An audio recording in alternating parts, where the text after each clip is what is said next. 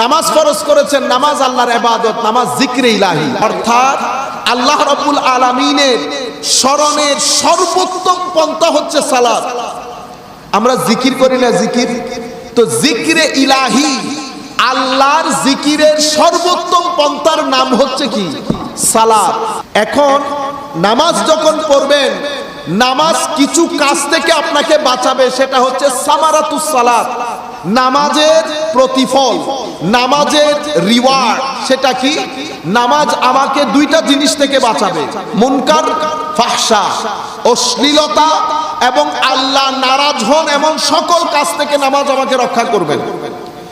এখন নামাজ কায়েম করা কি? নামাজ ঘুষ একসাথে যাবে না, নামাজ এবং সুদ একসাথে যেতে পারে না, নামাজ এবং অশ্লীলতা একসাথে যেতে পারে না, নামাজ এবং ইফটিজিং একসাথে যেতে পারে না।